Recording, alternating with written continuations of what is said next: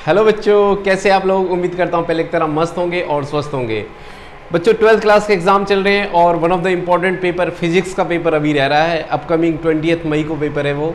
और फिजिक्स का पेपर बच्चों जानते ही हैं आप लोग कि बच्चों को इस पेपर के अंदर बहुत ज़्यादा कन्फ्यूज़न होती है कि उनको क्या पढ़ना है। उनको देखो कई बार तो उनके पास मटेरियल होता है, उनको पता नहीं चल पाता कि उनको कौन से टॉपिक करने हैं, कौन से मोस्ट फ्रिक्वेंटली पेपर में पूछे जा रहे हैं। ठीक है, तो आज मैं आपको one of the important topics बता रहा हूं जिनको आप अगर अच्छे से कर लेंगे तो मैं गारंटी दे रहा हूं कि आपकी 30+ मार्क्स जरूर रहेंगे। ठीक है, तो आपको ये टॉपिक जरूर करने हैं। तो सबसे पहले हम इलेक्ट्रोमैग्नेटिक वेव्स से स्टार्ट करते हैं। ठीक है, electromagnetic waves.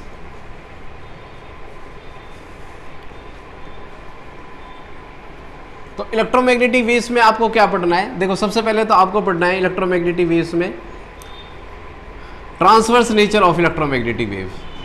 Transverse nature of electromagnetic waves. Electromagnetic waves. ठीक है, ठीक है। तो आपको पूछ लेगा वो कि देखिए अगर कोई वेव है, मान लो उसका इलेक्ट्रिक कंपोनेंट मान लो आई डायरेक्शन में है, मैग्नेटिक कंपोनेंट उसका -j डायरेक्शन में है, तो बताओ जो डायरेक्शन ऑफ प्रोपगेशन है वो किस तरफ होगा। ठीक है, तो इसमें कुछ भी नहीं करना। देखो I, J और K। ठीक है, देखो हमें पता है जो इनका क्रॉस प्रोडक्ट होगा वो डायरेक्शन ऑफ प्रोपगेशन देगा तुम्हें। तो हमें पता है I क्रॉस J दे दो।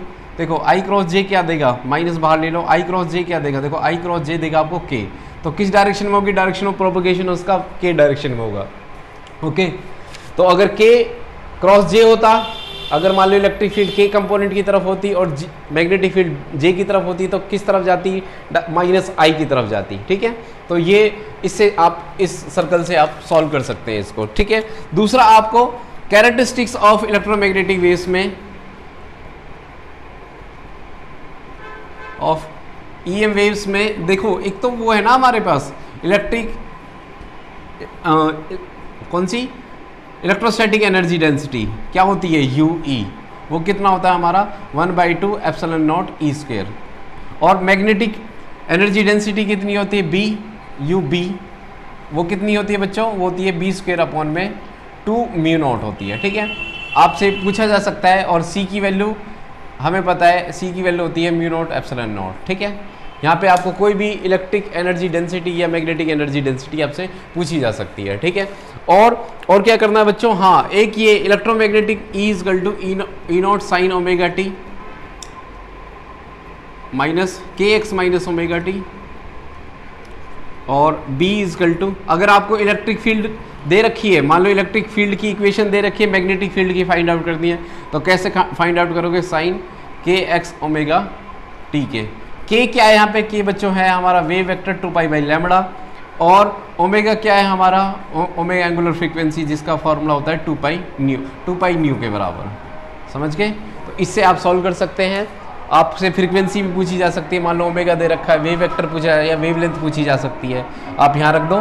ठीक है, जो इक्वेट करके देखो k की वैल्यू क्या है और वहाँ से आप लैम्बडा निकाल सकते हो, है ना। ठीक है, और C की वैल्यू ध्यान रखना, C की वैल्यू क्या होती है आपकी E0/B0। ठीक है, इसमें से एक तो ये एक चीज़ हो गई। ठीक है, जैसे मान लो देखो मैं इक्वेशन लिख देता हूँ, है ना, थोड़ा सा और कन्फ्यूजन क्लियर ही हो जाएगी ना, वही कर लेते हैं। देखो E मान लो 50 sin, और ये दे रखा हमें 100x -50t दे रखी है। ठीक है, तो आप इक्वेट करो इसको इससे, देखो ये आपका क्या होगा, E0 हो जाएगा। तो आप C की वैल्यू देखो यहाँ से E0 दे रखा है, तो आप B की वैल्यू निकाल लोगे ना, E0/C। ठीक है, इक्वेट करने पे ये x है, x के आगे क्या है, ये k है, तो k कितना हो जाएगा हमारा 100, तो k 100 हो जाएगा, तो यहाँ से लैम्बडा निकाल सकते हो आप। ठीक है, और ओमेगा भी आप ऐसे यहाँ पे ओमेगा निकाल सकते हो आप। ठीक है, तो ये ध्यान रहे आप। ठीक है, फ्रीक्वेंसी आ जाएगी, एंगुलर फ्रीक्वेंसी कुछ भी निकाल सकते हो आप इस केस में। अच्छा, और क्या पढ़ना है आपको, electromagnetic wave spectrum. Electromagnetic wave spectrum ये आपको करना है भाई। इसमें क्या करना है, एक तो ना इनके इलेक्ट्रोमैग्नेटिक वेव्स का कोई भी ऑर्डर याद कर लीजिए, या तो फ्रीक्वेंसी याद कर लीजिए या वेवलेंथ का ऑर्डर याद कर लीजिए, इंक्रीजिंग या डिक्रीजिंग ऑर्डर में, वो आपके ऊपर है। ठीक है, उससे क्या होगा, उससे आपको अरेंज करने के लिए पूछ सकता है कि अरेंज करो इनको इंक्रीजिंग ऑर्डर ऑफ फ्रीक्वेंसी या इंक्रीजिंग ऑर्डर ऑफ वेवलेंथ में, या इंक्रीजिंग ऑर्डर ऑफ एनर्जी भी पूछ सकते हैं। देखो एनर्जी क्या होती है, E equal to H C by lambda, जिसकी लैम्बडा ज़्यादा होगी उसकी एनर्जी क्या होगी, कम होगी, ये चीज़ ध्यान रहे, ठीक है। और प्रोडक्शन एंड यूजेस, ठीक है, कि एक्सरे कैसे प्रोड्यूस हो सकती है और उसके यूज़ क्या है, यूजेस, सभी इलेक्ट्रोमैग्नेटिक वेव्स में यूजेस। तो इन्हीं टॉपिक्स में से आपका 3 या 4 नंबर के जो इलेक्ट्रोमैग्नेटिक वेव्स का पोर्शन है 3 या 4 मार्क्स के आपके जरूर बन जाएंगे, ठीक है, इससे बाहर कुछ नहीं आने वाला, ठीक है। चलिए नेक्स्ट चैप्टर की तरफ बढ़ते हैं और करते हैं हम रे ऑप्टिक्स, ठीक है बच्चों। ऑप्टिक्स जो है आपका वो 2 पोर्शन में डिवाइडेड है, रे ऑप्टिक्स और वेव ऑप्टिक्स, और काफ़ी लार्ज अमाउंट में इसका पोर्शन आ रहा है आपके एग्जाम में, ठीक है। तो रे ऑप्टिक्स में बता देते हैं हम किस किस के बारे में आपको पढ़ना है। एक तो ना रियल डेप्थ और एपरेंट डेप्थ, ठीक है, उनका रिलेशन रिफ्रैक्टिव इंडेक्स के साथ, ये आपको पढ़ना है। TIR टोटल इंटरनल रिफ्लेक्शन जरूर करना, और इसकी एप्लीकेशन है एक ऑप्टिकल फाइबर, ठीक है, जरूर पढ़ना, 2 नंबर में आएगी वो, पक्की बात है कि ऑप्टिकल फाइबर से जरूर क्वेश्चन आएगा आपका, ठीक है। और लेंस मेकर्स फार्मूला डेरिवेशन कर लेना बच्चों इससे, lens makers formula most probably आपको लेंस मेकर फार्मूले से या तो न्यूमेरिकल मिलेगा या उसकी डेरिवेशन मिलेगी, ठीक है। लेंस मेकर्स फार्मूला कर लेंगे आप, ठीक है। और पावर ऑफ लेंसेज, ठीक है, पावर ऑफ लेंसेज मतलब कॉम्बिनेशन ऑफ लेंसेज, सिंपल नहीं पूछा जाएगा, कॉम्बिनेशन ऑफ लेंसेज पूछा जाएगा आपसे, ठीक है, कि एक कॉन्वेक्स लेंस लगा दिया उसके साथ एक कॉनकेव लेंस लगा दिया, ठीक है, फिर एक कॉन्वेक्स लेंस लगा दिया, बताओ इनकी फाइनल इमेज कहाँ बनेगी, है ना। इसमें लेंस मेकर्स फार्मूला भी लेंस फार्मूला भी लग जाएगा आपका, ठीक है। तो आपको ये करना है एक तो ना, ठीक है, कॉम्बिनेशन ऑफ लेंसेज से क्वेश्चन जरूर आएगा भाई, ठीक है। और ठीक है, लेंस फार्मूला इसी में लग जाएगा आपका, लेंस फार्मूला सिंपल क्वेश्चन नहीं आएगा लेंस फार्मूले का, यही कॉम्बिनेशन से ही आएगा तुम्हारा, ठीक है, जो आएगा, ठीक। उसके बाद आपको रिफ्रैक्शन थ्रू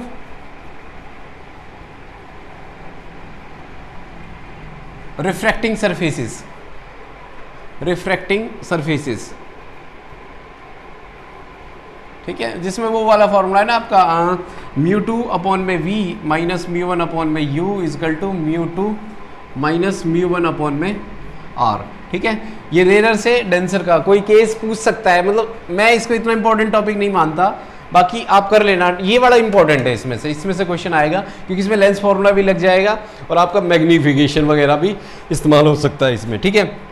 आगे हमारा प्रिज्म फार्मूला, प्रिज्म फार्मूले से क्वेश्चन बन सकता है, इसमें से एक क्वेश्चन वो बनता है डिस्पर्जन ऑफ लाइट वाला ना, कि लाइट यहाँ से एंगल पे गिर रही है मान लो 60 डिग्री पे, बताओ वो वहाँ से कितने एंगल पे एमर्ज करेगी, ठीक है, यहाँ से कितने डिग्री के एंगल पे एमर्ज करेगी या इस फेज पे कितने डिग्री पे एमर्ज करेगी, ऐसा एक क्वेश्चन 2 नंबर पे पूछा जा सकता है आपसे, ठीक है, ये वाला क्वेश्चन भी ध्यान रहे, ठीक है। और एंगल ऑफ डेविएशन कैसे निकालते हैं हम, डेल इज इक्वल टू ये वाली इक्वेशन है ना म्यू माइनस 1 इंटू ए, ठीक है, देख लेना एक बार जरा इसमें से। ऑप्टिकल इंस्ट्रूमेंट की बात करते हैं हम जरा, ऑप्टिकल इंस्ट्रूमेंट में भाई इसमें से ना मैं बताऊं, सिंपल माइक्रोस्कोप से तो कुछ नहीं आने वाला, कंपाउंड और कंपाउंड माइक्रोस्कोप कर लेना, उनकी डेरिवेशन, ठीक है, दोनों केसेस है ना, एक तो मतलब जब इमेज हमारी डिस्टिंक्ट विजन पे बन रही है और एक इन्फिनिटी वाला केस है, ठीक है। ऐसे टेलीस्कोप वाला, इसमें भी नॉर्मल एडजस्टमेंट वाला है और डिस्टिंक्ट विजन वाला है, इसमें इनकी डेरिवेशन करनी है। और आपको एक क्वेश्चन आएगा इसमें लेंथ ऑफ ट्यूब, जिसमें लेंथ ऑफ ट्यूब निकालने को पूछी जाएगी ना, वो वाले फॉर्मूले, ठीक है, लेंथ ऑफ ट्यूब वाले फॉर्मूले आप देख लेना, आपको बुक में मिल जाएंगे लेंथ ऑफ ट्यूब में, नहीं तो हमने इनके डेरिवेशंस कर रखे हैं, आप जाएंगे प्लेलिस्ट में 12th क्लास की में, तो उसमें आपको इनकी डेरिवेशंस मिल जाएंगी, बहुत आसान तरीके से हमने कराया हुआ है और फॉर्मूले भी मिल जाएंगे आपको वहाँ पे, ठीक है। तो इसमें से आएगा लेंथ ऑफ ट्यूब वाले क्वेश्चन जरूर पूछे जाएंगे आप में, फ्रिक्वेंटली मैं देखा हुआ है, इससे पूछे जा सकते हैं, ठीक है। और मैग्नीफाइंग पावर तो है ही इसमें, मैग्नीफाइंग पावर दोनों के, चाहे वो टेलीस्कोप हो चाहे माइक्रोस्कोप हो, आप इसमें से, ये तो रे ऑप्टिक्स का पोर्शन हमारा यहाँ पर आता है, ठीक है भाई। अब उसके बाद करते हैं हम वेव ऑप्टिक्स, ठीक है। वेव ऑप्टिक्स में क्या क्या है, चलिए बच्चों अब करते हैं वेव ऑप्टिक्स। वेव ऑप्टिक्स में आप पहले तो हेजन्स प्रिंसिपल पढ़ लेना अपना, और वेव फ्रंट देख वो आपको बोल सकता है कि एक कॉन्वेक्स लेंस है, उसमें से ऐसा रे पैरेलल रे आ रही है, बताओ वेव फ्रंट कैसे बनने वाला होगा, तो कन्वर्जिंग वेव फ्रंट होगा ये, ठीक है। तो ऐसे ही आपको डिफरेंट प्रिज्म से कैसा वेव फ्रंट होगा, ठीक है, प्रिज्म से लाइट जब पास होगी, तो वेव फ्रंट से ऐसा क्वेश्चन नहीं पूछा जाएगा, ऐसे नहीं पूछा जाएगा कि भाई स्फेरिकल वेव फ्रंट क्या होता है ना, सिलेंड्रिकल वेव फ्रंट क्या होता है, ठीक है। उसके बाद इसमें से क्या पूछेंगे, हाँ डेरिवेशन कर लेना भाई कि रिफ्रैक्शन और रिफ्लेक्शन बाय वेव थ्योरी, ठीक है, by wave theory, explained by wave theory है ना ये, इनका डेरिवेशन एक बार देख लेंगे आप। YDSC में आपको थोड़ा सा पढ़ लेना, थियोरेटिकल भी पढ़ लेना, और न्यूमेरिकल आएगा YDSC से। क्या आएगा, एक तो वो जो आपका रिजल्टेंट है भाई, एक फॉर्मूला ये है तुम्हारा a² + b² + 2ab cos phi वाला, है ना बच्चों। और इंटेंसिटी का फॉर्मूला है आपका, इंटेंसिटी का फॉर्मूला क्या होता है, I1 + I2, ये इंपॉर्टेंट फॉर्मूला है, 2I1 I2 cos phi बाहर है ये, ठीक है, इससे। और I मैक्सिमम और I मिनिमम की रेशियो वाले क्वेश्चन है, जिसमें a + b का स्क्वायर के बराबर है ये हमारा, और a - b, दो सोर्स की इंटेंसिटी देगा, वो 81:1 वाला तो जरूर कर लेना, ठीक है, जिसका आंसर 16/25 शायद ये आ रहा है, ठीक है, ओके 25/16 है, हाँ इसको देख लेंगे एक बार जरा, ठीक है, ये वाला क्वेश्चन जरूर कर लेंगे आप इसको, ठीक है, ओके। तो I मैक्सिमम किसके बराबर है हमारे, a + b और a - b के बराबर, इसके बराबर आ जाएगा, ठीक है। और वो भी ध्यान रखना भाई, I1/I2 = क्या है, a² b²। इंडिविजुअल अगर इंटेंसिटी की बात करें तो ये W1/W2 विड्थ है, ये विड्थ के क्वेश्चन भी आ सकते हैं कि जो अपर्चर की विड्थ है ये हमारी W1 और W2 ये वो वाली है, ठीक है। तो ये वाले फॉर्मूले से क्वेश्चन बनेगा भाई, बनेगा। बैंड विड्थ या फ्रिंज विड्थ की बात करें हम, फ्रिंज विड्थ बीटा = λd/d, ठीक है, लैम्बडा वेवलेंथ, d स्क्रीन की और सोर्सेज के बीच की दूरी, और ये छोटा d है, ये स्मॉल d है, ये हमारा क्या है, विड्थ के बीच में, अपर्चर के बीच की डिस्टेंस है ये। तो ये वेवलेंथ है ये हमारी, और ये हमारी डिस्टेंस है, ये हमारी स्मॉल डिस्टेंस है इन दोनों के बीच की। आपसे पूछ सकता है कि लैम्बडा इंक्रीज करेगा, घुमा के पूछेगा कि लैम्बडा इंक्रीज होगा तो बीटा पे क्या फर्क पड़ेगा, डी इंक्रीज होगा तो क्या होगा, या ये डिक्रीज होगा तो क्या फर्क पड़ेगा। एक क्वेश्चन और पूछा जाता है इससे कि अगर मान लो हम मोनोक्रोमेटिक लाइट की जगह अगर हम क्या कर दें, एक वाइट लाइट को कर दें, तो वाइट लाइट से क्या फर्क पड़ेगा, है ना। तो वाइट लाइट से क्या होगा, जो फ्रिंजेस हैं वो कलरफुल हो जाएंगे हमारे, तो इस चीज़ को आप ध्यान रखेंगे, ठीक है, इससे क्वेश्चन पूछे जाएंगे आपके, ठीक है। और उसके बाद आपके डिफ्रैक्शन से,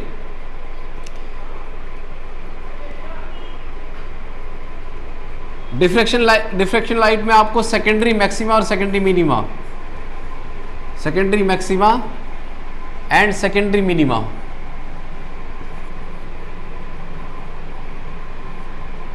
की इक्वेशन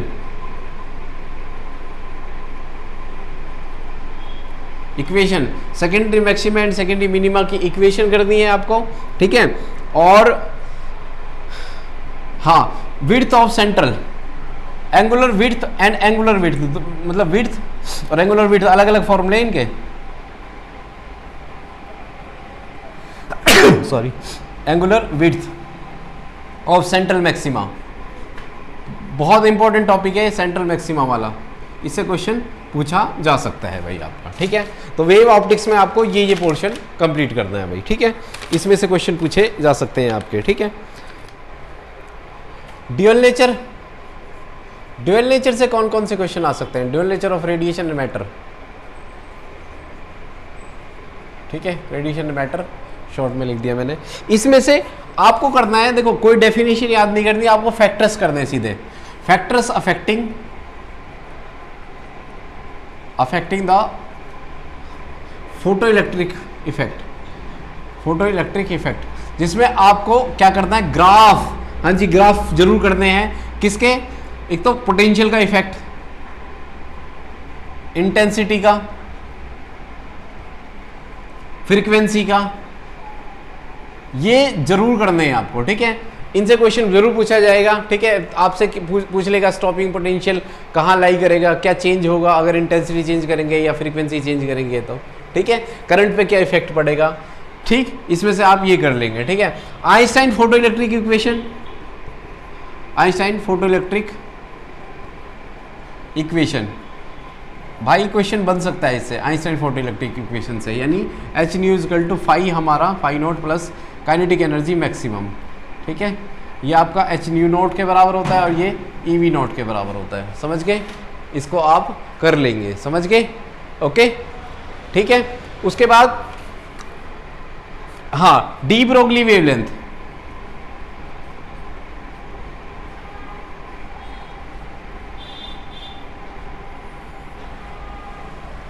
डी ब्रोगली वेवलेंथ से lambda is equal to H upon m v, ठीक है, एक ये फॉर्मूला इसका, एक lambda is equal to H upon 2m, ये मास ऑफ जो भी पार्टिकल है ई वी, इसके बराबर आ जाएगा, ठीक है।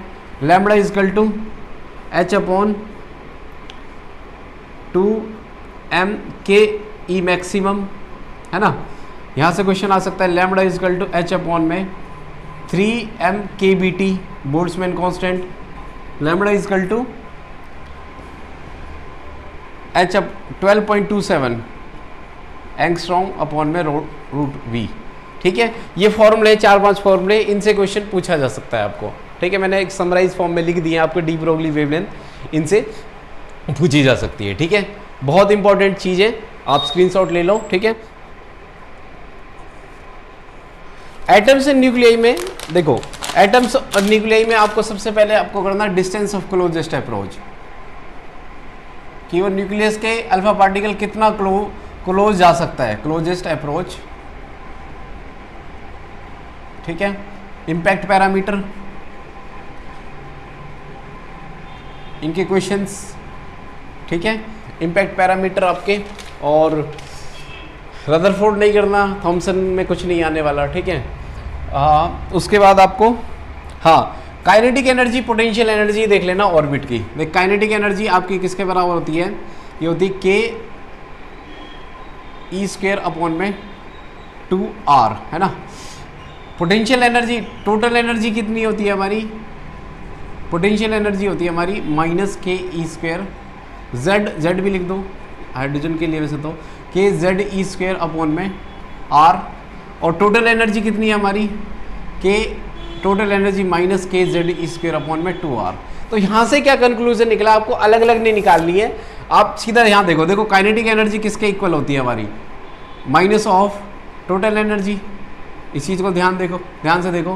पोटेंशियल एनर्जी किसके बराबर है, minus of twice total energy, जो टोटल एनर्जी है उसका ट्वाइस हमारा क्या होगा, पोटेंशियल एनर्जी, देखो ना जरा, है ना, ट्वाइस ही है, ओके। एक तो ये चीज़ करनी है आपको, और क्या करना, बोहर की पोस्टुलेट्स, ये थ्योरेटिकल क्वेश्चन बन सकता है, postulates of Bohr atomic model,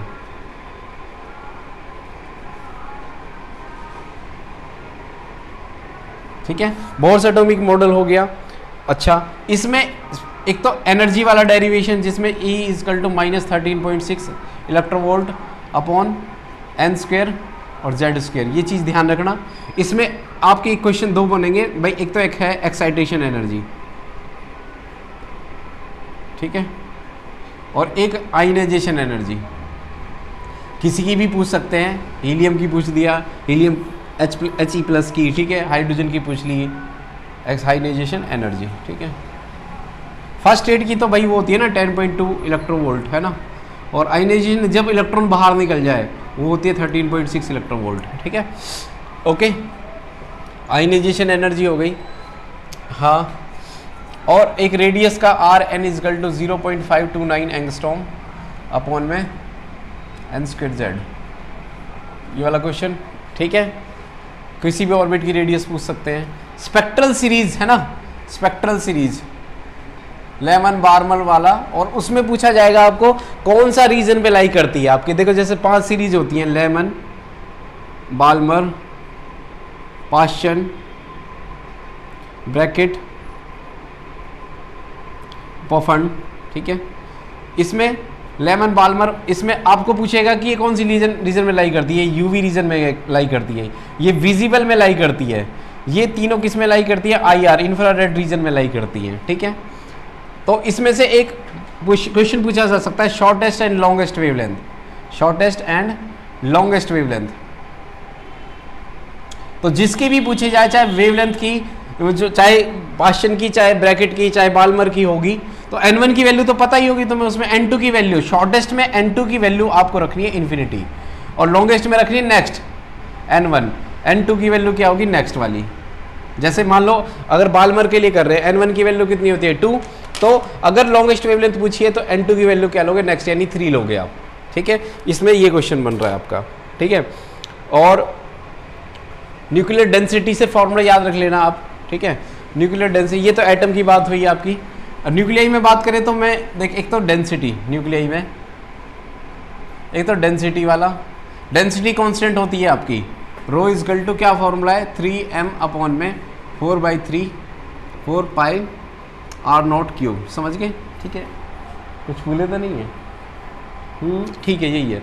okay, और ratio R1 R equal to R0 A 1/3, comparison कर सकता है ये R1 R2, दो आपको एटम दे दिए। ठीक है, ए फेमस क्वेश्चन वही आयरन वाला है ना, और यूरेनियम वाला, भाई 92 U238 और 56 Fe नहीं 26 56, इसके R1 R2 का रेशियो, डेंसिटी का रेशियो, डेंसिटी का रेशियो तो 1 ही आएगा, सबके लिए सेम होती है। R1 R2 का रेशियो निकाल लेना आप, R0 A की पावर 1/3 और R0 A2 की पावर 1/3, समझ के इससे निकल जाएगा। ठीक है, न्यूक्लियर फोर्सेस, ये कैरेक्टरिस्टिक्स पढ़ लेना न्यूक्लियर फोर्सेस की, बस characteristics of nuclear forces, nuclear forces. हाँ, मास डिफेक्ट में 2 नंबर का क्वेश्चन पूछा जा सकता है, मास डिफेक्ट। ठीक है, मास डिफेक्ट से। ठीक है, मास डिफेक्ट क्या होता है भाई उनके इंडिविजुअल न्यूक्लियॉन्स, यानी देख मास ऑफ प्रोटॉन, कितने प्रोटॉन है Z, प्लस न्यूट्रॉन कितने होते हैं A - Z होते हैं। मान लो एक एलिमेंट हमारा ZXA है ना, ठीक है, तो ये मास ऑफ न्यूट्रॉन हो गए, माइनस मास ऑफ न्यूक्लियस, ये आपका क्या होता है, मास डिफेक्ट होता है। 2 नंबर का क्वेश्चन इसमें आपसे पूछा जा सकता है। ठीक है, न्यूक्लियर फिजन से और फ्यूजन से मुझे नहीं लगता कोई क्वेश्चन आ सकता है। ठीक है, अब लास्ट आपका सेमीकंडक्टर। ठीक है, इसको कर लेते हैं। सेमीकंडक्टर से बच्चों, सेमीकंडक्टर से क्या करना है, एक तो फर्मी एनर्जी लेवल है ना, एन टाइप में कहाँ लाई करता है, एन टाइप में डोनर एनर्जी लेवल और कंडक्शन बैंड के बीच में लाई करता है, और पी टाइप में कहाँ लाई करता है, वैलेंस बैंड और किसके बीच में, वैलेंस बैंड के बीच में और एक्सेप्टर एनर्जी लेवल के बीच में। फर्मी एनर्जी लेवल से क्वेश्चन पूछा जा सकता है। एनर्जी गैप है ना, एनर्जी गैप, उससे क्वेश्चन आता है वो वाला EG, एनर्जी गैप दे रखा है इलेक्ट्रोवोल्ट में, और वो hc/λ आपको वेवलेंथ पूछी जाएगी। याद रहे इस EG को ना, आप ये इलेक्ट्रोवोल्ट में दिया हुआ है, इसको जूल में जरूर बदल लेना। ठीक है, 1.6 × 10⁻⁻19 से मल्टीप्लाई करके। ठीक है, इस चीज़ का आप ध्यान रखेंगे। ठीक है, एक इक्वेशन है वो जो इंट्रिंसिक और एक्सट्रिंसिक वाली है, number density of electron and number density of holes directly proportional होगा इंट्रिंसिक सेमीकंडक्टर की डेंसिटी के बराबर, समझ के। तो इससे इक्वेशन पूछा जाएगा आपको, या तो NE पूछ लिया जाएगा, NH पूछ लिया जाएगा, वेरी इंपॉर्टेंट इक्वेशन। ठीक है, रेक्टिफायर से और नहीं पढ़ना इसमें से, बाकी रेक्टिफायर पढ़ना है आपको। रेक्टिफायर में हाफ और फुल, 3 नंबर में आपसे वो पूछ सकते हैं, 2 या 3 नंबर में वेव डायग्राम बनवा सकता है। फुल, इनकी थ्योरी भी पढ़नी है आपको, और इनके एक तो वो होता है ना DC फॉर्म, ये किसके बराबर होती है, हाफ में तो ये I0 पाई के बराबर होती है, और फुल में क्या होती है IDC डबल होती है, ये हमारी 2I0 अपॉन में पाई के बराबर होती है, समझ गए। ओके, ये पढ़ना है इसमें से। और बाकी क्या करना है, LED पढ़नी है आपको, नहीं हाफ वेव, इससे पहले भी है वो, सॉरी, हाफ वेव और full wave, half wave full wave नहीं, forward bias and reverse bias, forward bias and reverse bias. Reverse bias में से आपको क्या पढ़ना है बच्चों, आपको नी वोल्टेज पता होना चाहिए, ब्रेक डाउन वोल्टेज, और क्या, break down voltage,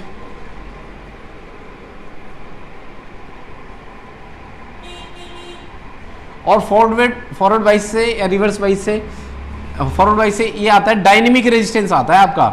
dynamic resistance का फॉर्मूला याद रखना, डेल्टा वी अपॉन में डेल्टा आई, है ना।